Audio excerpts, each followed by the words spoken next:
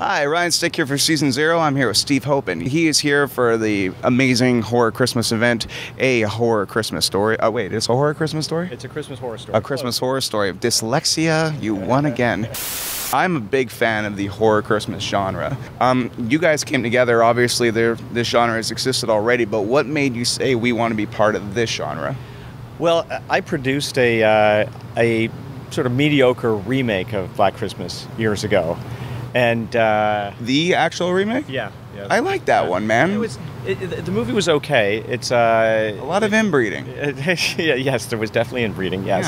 Yeah. Well, so it's really that movie is why we made this movie, because we thought the movie turned out pretty well, but our distributor at the time released it on Christmas Day. They didn't want to release it when all the other Christmas movies were released, which is in advance of the holidays, so you have 5 weeks or 6 weeks.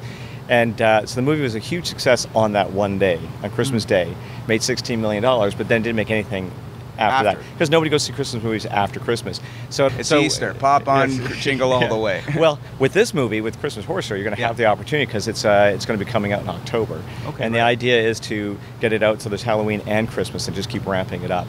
But it was the experience on Black Christmas that I've always loved horror movies. I've loved Christmas movies. I'm a huge suck for Christmas movies. Yeah. So the idea of putting both together was really appealed to me. And because we didn't really get to go the distance on the on Black Christmas and do the sequels, we wanted a lot of inbreeding. Yeah, with lots of inbreeding. Yes, awesome. Yes. A Christmas Horror Story. This is a movie that has 4 different types of stories that intertwine. Yep. This informal way of filmmaking. How did you say, okay, not only are we going to do our own Christmas movie, but we're going to have 4 stories that Pulp Fiction style kind of all cross-reference each other?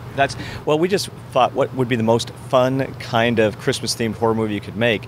Thought, oh, well, we could do a zombie movie or we could do a ghost story, and we thought, well, let's just do all of them.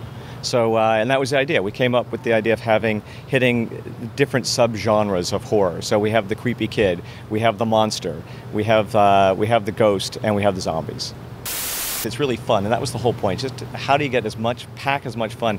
And we see that movie. There aren't a lot of horror movies out there that pack nearly as much in it as this one does. My inner nerd noticed that you're Santa Claus, who ironically has played Santa Claus a couple of times on the Internet Movie Database. So I'm just wondering, he's like, now I get to play badass Santa. This guy has always wanted to be a Viking. Okay. And so our Santa is a Viking. That was the direction to the writer saying, okay, this is a Viking Santa Claus, and because of course he has to be really badass. George, who plays him, George Buza, is spectacular. Best Santa of all time. He also was the voice of Beast in the X-Men '90s show, and boy, you know all this stuff. I read up on it on the way here on the bus. Yeah. Like any true flake on his way to an interview, I used my iPhone as a crutch and bit in hard. The movie takes place in the town of Bailey Downs, which is the same town that the first Gingersnaps takes place in. Oh, yes. And it's also the town where some of Orphan Black takes place in. So it's part of the DNA of the movie is all those earlier films we did. No, speaking of DNA, Gingersnaps is quite a film franchise starring beautiful women turning into werewolves. But honestly, like I said, the movie has so many different things. It's got scares, it's got humor, it's got William Shatner, who's hysterical. Speaking of the Shat, he's a man of Montreal. Yes, he is. He is. What was it like working with James T. Kirk?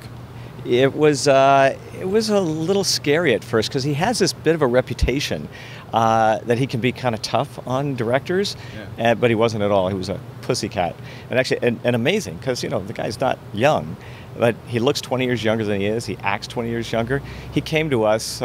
We shot the whole movie in Toronto except for Shatner's part, so it was coldest. I think we broke all records for a cold winter in Toronto that year. Wow. So we shot everything outside, really cold. But then for Shatner's part, we shot it in LA. So he plays this DJ, Dangerous Dan, and so we went down to LA. We had him for one day, and he flew there that morning from Las Vegas, where he just finished doing 3 days of his one-man show. Went home, took a shower, came to us, worked all day tirelessly. Unbelievable. More stamina than I have.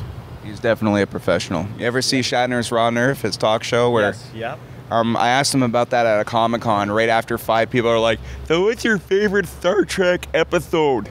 Thinking that they're the first person. Yeah, exactly. And I'm like, I just wanted you to know that Shatner's Raw Nerve is one of my favorite shows. How did you manage to reach people on such a touching level without having your guests as a bunch of rednecks throwing chairs at each other? And then he went on this 20-minute tangent about the show, and then he said, "Thanks for asking me that." And I just said, "That's a pretty good Shatner, by the way." Yeah, thank you. He has voice like liquid vanilla. Yes, he does, and that's why he's a DJ in our movie. How did you get him? Through a mutual friend. So a friend of mine who is a visual effects supervisor has been involved with most of our movies. And I knew he knew Shatner, and we thought that he would just be the perfect DJ. Really hard to get to, but so we cut together a bit of a trailer because we'd shot most of the movie already, and he forwarded that on to Shatner. He looked at it and then said, "Yeah, read the script." He read the script, loved it, and that was it. Easy. I love that way you loved it. Yes. That must have pleased you guys. Yeah. All right, you got to tell me the moment that you heard Shatner was doing it. That must have been like a good day at the office. That was a very good day at the office. Are you guys Star Trek fans? Of course. Of course, especially the original Trek. Okay. Yes. Well, just because we knew he is so charming and he is so funny that he would make the movie that much better. And there's lots of great actors that we could have got, but there's something special about him. He's iconic, and we didn't need to get a Canadian, but the fact that he's Canadian for our very Canadian horror movie, we like that.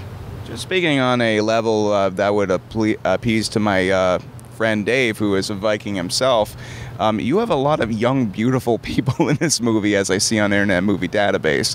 I'm not sure if they're protagonists, if they're victims, but well done. Yeah, so if you're going to make a movie, you want people to see it, you need to have young, beautiful people in that movie. And it's we really lucky with our cast because for all of the young cast, they're mostly unknown, and some of them have been getting a little higher up on the pecking order, but they were all terrific. Like, they're really, really good in the movie, and they all look great for sure, as you said. All right, well, we're going to wrap this up pretty soon because short interviews do a lot more damage than long ones do sometimes. Sure. And you say so many wonderful things in such quick amounts of time that, do you have any idea how many people I talk to and they're like, "How do you like your movie?"